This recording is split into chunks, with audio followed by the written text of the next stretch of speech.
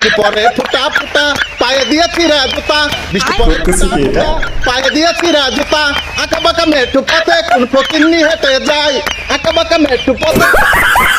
Hello everyone, অস্থির বাঙালির আরো একটি নতুন ভিডিওতে আপনাকে স্বাগত। আজকের পর্বটি আগের মতোই মজার হতে চলেছে, তো বেশি কথা না বাড়িয়ে চলেন আমরা ভিডিওতে চলে যাই।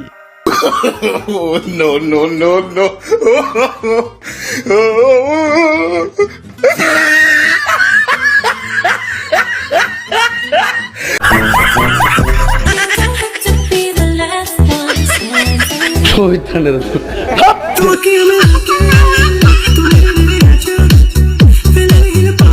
বন্ধুরা আর ভালো হইলো না, এসব ক্যামেরা বন্দি করার কি দরকার ছিল রে ভাই। গাইস, আজকে আমার ছোট্ট একটা ব্লগ নিয়ে এসেছি। বেশি কথা না বাড়িয়ে এই ব্লগটা এখানে শেষ করছি। আসসালামু আলাইকুম। দুষ্ট বান্ধবীর হাসি দেখছেন, পুরাই অস্থির ছিল, কি বলেন আপনারা? আসসালামু আলাইকুম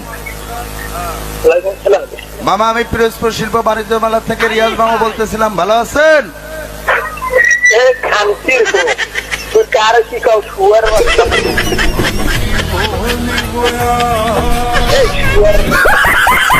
এই যে কোনো কথা বলেন তো, আপনারা এত সুন্দর করে সালাম দেওয়ার পর এই ধরনের ভাষা করার কি দরকার ছিল আপনার?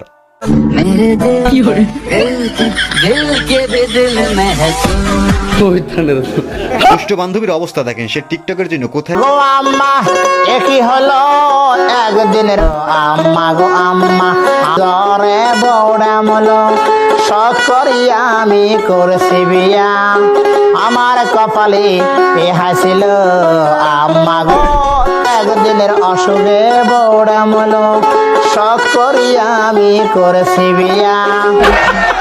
যতই জোরাজুরি করেন কোনো লাভ নাই। আজকে আপনার মোবাইল কঠিন ভাবে চেক করা হবে। যদি মোবাইলের মধ্যে অন্য কোনো মেয়ের নাম্বার থাকে তাহলে আপনার তো আজকে 12টা বেজে যাবে।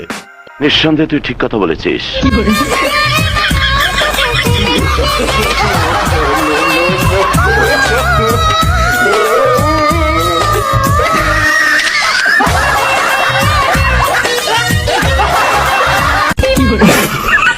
বন্ধুর কক্সবাজার যাওয়ার বাজেট নাই, তাই তো সে তার শখটা পূরণ করলো আর কি। আমরা পিছায় আছি। ফুটবল না শুধু, আমি আপনাদেরকে বলছি ইনশাল্লাহ আগামী 4 বছরের মধ্যে খালি ফুটবল না, অন্যান্য খেলাধুলা সহ আমরা আন্তর্জাতিক পর্যায়ে সবাই সাথে লড়াই করব। কাউকে ভয় পাই না, আমাদের নতুন প্রজন্ম কাউকে ভয় পায় না। এই বাংলাদেশের ক্রিকেটকে ধ্বংস করার পর দেশে আরো যেসব খেলাধুলা রয়েছে সেগুলো ধ্বংস করার মিশনে নামলো নাকি তারা? কেসটা তুমি ধরেই ফেলেছো। মাথায় আপনাদের বুঝতে হবে সবসময় আমাদের টার্গেট কিন্তু next world cup, not this world cup. বলে জানায়াতুল্লাহ আব্বাসী রাজাকার, তাকে গ্রেফতার করে রিমান্ড দেওয়া হোক।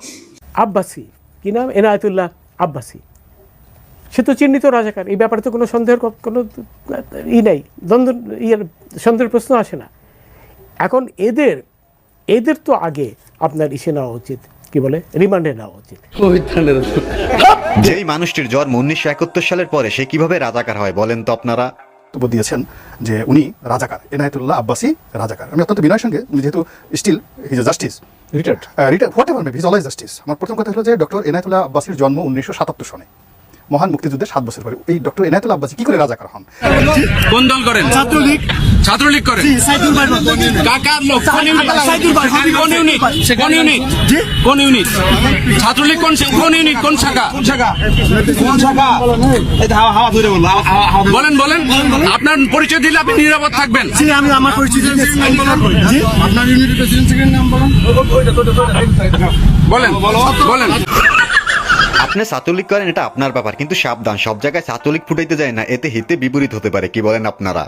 কথা সত্য। পরে আবার ফোন দিয়ে বলছে যে আমাকে পুলিশ অ্যারেস্ট করছে, আমার হাতে আমার পাসপোর্ট ছিঁড়ে ফেলছে, পাসপোর্ট টিকিট থাকা সত্ত্বেও আমাকে রাস্তায় ফেলে পিটিয়ে আমার হাত ভেঙে ফেলছে।